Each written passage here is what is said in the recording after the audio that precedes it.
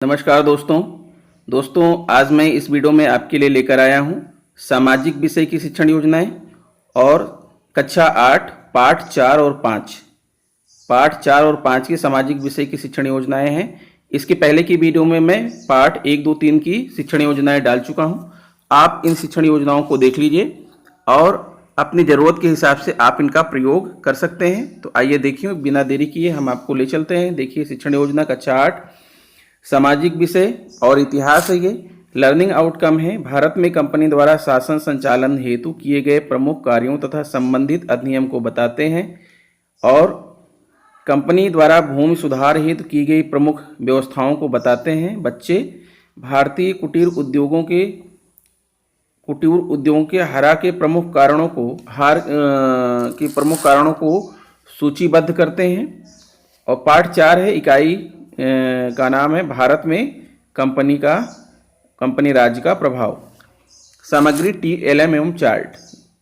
शिक्षण अधिगम प्रक्रियाएं एवं गतिविधियां। देखिए, आकलन के तरीके, समय 5 मिनट, प्रश्नोत्तर विधि है। पहले है शिक्षण के प्रारंभ में अंग्रेज मैसूर युद्ध कब और कहाँ हुआ, अंग्रेज मराठा युद्ध कब और कहाँ हुआ, सहायक संधि क्या थी, टीपू सुल्तान ने श्रीरंगपट्टनम की संधि किस सन में की। बच्चे कंपनी राज के प्रभाव को समझेंगे और इसके बारे में अपने पूर्व ज्ञान के आधार पर इन प्रश्नों का जवाब देंगे। फिर शिक्षण के दौरान देखिए, शिक्षक भारत में कंपनी राज का प्रभाव की व्याख्या निम्न बिंदुओं पर करेंगे। इसके लिए टाइम है 20 से 25 मिनट। समूह को दिए गए कार्य का अवलोकन करके आप आकलन करेंगे। पहला है, ईस्ट इंडिया कंपनी के कार्यों पर नज़र रखने के लिए ब्रिटेन की संसद ने सन 1773 में रेगुलेटिंग एक्ट पास किया। दूसरा, रेगुलेटिंग एक्ट की कमियां, गवर्नर जनरल और उसकी परिषद के बीच झगड़े होने लगे। सर्वोच्च न्यायालय और परिषद के बीच कार्यों और संबंधों का स्पष्टीकरण नहीं था। फिर तीसरा है, कलकत्ता में सुप्रीम कोर्ट की स्थापना 1774 में वारेन हेस्टिंग्स के समय में की गई। फिर पिट्स इंडिया एक्ट 1784 द्वारा रेगुलेटिंग एक्ट की कमियां दूर की गईं। बोर्ड ऑफ कंट्रोल का कंपनी पर पूर्ण नियंत्रण हो गया। कंपनी का व्यापार पर अधिकार बना रहा। गवर्नर जनरल भारत का वास्तविक शासक हो गया। बम्बई और मद्रास के गवर्नरों पर भारत के गवर्नर जनरल का नियंत्रण और अधिक बढ़ा दिया गया। मशीनों से बने सस्ते कपड़े को भारतीय बाजार में लाने से भारतीय कामगारों के महंगे कपड़े बाजार से बाहर हो गए और भारतीय उद्योग नष्ट हो गए। अगला पॉइंट है, अंग्रेजी शासनकाल में जिला न्यायालय, प्रांतीय न्यायालय और सर्वोच्च न्यायालय की स्थापना की गई, जिससे लोगों को न्याय दिलाया जा सके, परंतु भारतीयों और यूरोपियों के लिए अलग अलग कानून और न्यायाधीश थे। सातवां है, सन 1801 ईस्वी में कोलकाता में फोर्ट विलियम कॉलेज की स्थापना की गई। चार्टर एक्ट 1793, इसके द्वारा गवर्नर जनरल को यह अधिकार प्राप्त हुआ कि वह अपनी परिषद के फैसले को बदल सकता था।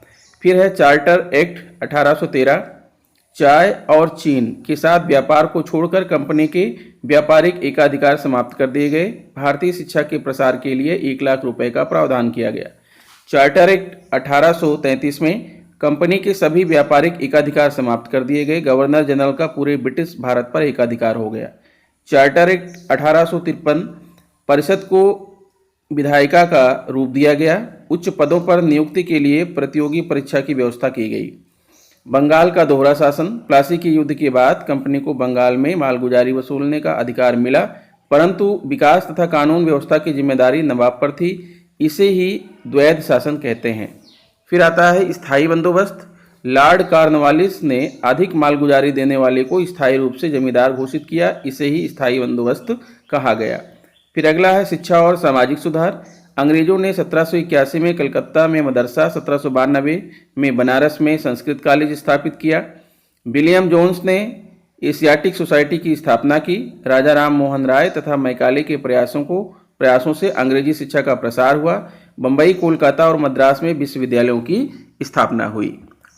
फिर नेक्स्ट है, जमींदारों की मृत्यु के बाद उसके पुत्र जमींदारी के स्वामी होते थे।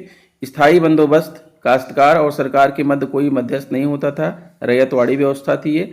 गांव के समूह अपने पुराने भूस्वामी के अधीन थे और वही मालगुजारी वसूल कर सरकार को देता था।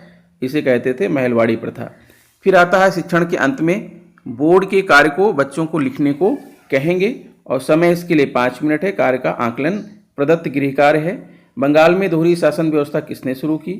फोर्ट विलियम कॉलेज की स्थापना कब हुई? सुप्रीम कोर्ट की स्थापना किस गवर्नर जनरल के समय में हुई? पिट्स इंडिया एक्ट के बारे में लिखिए। स्थायी बंदोबस्त क्या था? अंग्रेजों ने भारतीय उद्योगों को किस प्रकार नष्ट किया? तो ये रहा बच्चों के लिए गृह कार्य। फिर आगे है शिक्षण योजना पर शिक्षक अपना स्व आकलन करेंगे। तो ये तो पार्ट 4 था। अब आइए देखते हैं पार्ट 5। पार्ट 5 में लर्निंग आउटकम है 1857 के भारतीय स्वतंत्रता संग्राम से जुड़े प्रमुख सेनानियों के नाम बताते हैं और चित्र पहचानते हैं। 1857 के भारतीय स्वतंत्रता संग्राम के कारण एवं प्रभाव पर अपने विचार व्यक्त करते हैं। पार्ट 5 है और प्रथम स्वतंत्रता संग्राम कारण एवं परिणाम। सामग्री TLM और चार्ट है। शिक्षण अधिगम प्रक्रियाएं और गतिविधियां देखिए। शिक्षण के प्रारंभ में निम्न प्रश्नों के माध्यम से पाठ की शुरुआत करेंगे। बंगाल में दोहरी शासन व्यवस्था किसने शुरू की? फोर्ट विलियम कॉलेज की स्थापना कहाँ हुई थी? सुप्रीम कोर्ट की स्थापना किस गवर्नर जनरल के समय में हुई? पिट्स इंडिया एक्ट के बारे में लिखिए। स्थायी बंदोबस्त क्या है? अंग्रेजों ने भारतीय उद्योगों को किस प्रकार नष्ट किया? इसके लिए 5 मिनट का टाइम है और आकलन के तरीके है, प्रश्नोत्तर विधि। फिर आता है शिक्षण के दौरान। शिक्षक बच्चों को 4 समूह में विभाजित करेंगे और 4 समूह को निम्न बिंदुओं पर चर्चा करने को कहेंगे। बिंदु 1 राजनीतिक कारण, बिंदु 2 आर्थिक कारण, बिंदु 3 धार्मिक कारण और बिंदु 4 सामाजिक कारण। बच्चे पुस्तक की सहायता से और आपस में चर्चा करके अपनी प्रस्तुतिकरण करेंगे। शिक्षक इस कार्य में बच्चों की मदद करेंगे। प्रस्तुतिकरण के उपरांत शिक्षक उपरोक्त बिंदुओं पर समीकरण बोर्ड पर लिखकर करेंगे और छात्र उसको कॉपी करेंगे। और 20 से 25 मिनट का समय है। समूह को दिए गए कार्य का अवलोकन। फिर समेकन के पॉइंट्स हैं। 1857 की क्रांति के 4 प्रमुख कारण निम्नलिखित हैं। पहला है राजनीतिक कारण। अंग्रेजों की युद्ध नीति, राज्य हड़प नीति, सहायक संधि आदि ने भारतीय राजाओं में असंतोष फैलाया जो क्रांति का कारण बना। फिर जो है अगला है आर्थिक कारण। अंग्रेजों ने भारतीय व्यापार तथा दस्तकारी को नष्ट कर दिया जिससे लोग बेरोजगार हो गए। अकाल के समय भी अंग्रेजों ने उच्च दर पर ही कर वसूले जिससे लोग कंपनी के विरुद्ध हो गए। अगला है धार्मिक कारण। अंग्रेजों ने भारतीयों को ईसाई बनाना शुरू कर दिया तथा धर्म परिवर्तन करने वाले को पैतृक संपत्ति में हिस्सा देने के लिए कानून बना दिए। इससे हिंदू और मुसलमान दोनों में असंतोष फैल गया।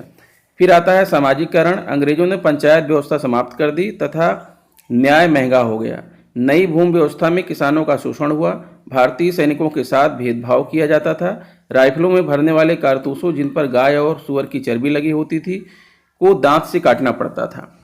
फिर आता है क्रांति की कोई निश्चित योजना और केंद्रीय संगठन का न होना, यातायात तथा संचार के साधनों पर अंग्रेजों का अधिकार होना, क्रांति के नेता अनुभवहीन और अयोग्य थे, बहुत से भारतीय राजाओं ने अंग्रेजों का साथ दिया।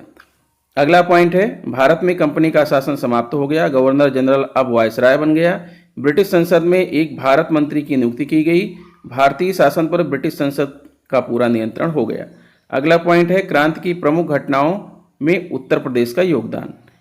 बैरकपुर, मंगल पांडे, फैजाबाद, मौलवी अहमदुल्लाह, बरेली खान, बहादुर खां, गोरखपुर, राजधर सिंह, सुल्तानपुर, शहीद हसन, झांसी रानी लक्ष्मीबाई, लखनऊ बेगम हजरत महल, कानपुर नाना साहब और बहराइच राजा हरदत्त सिंह।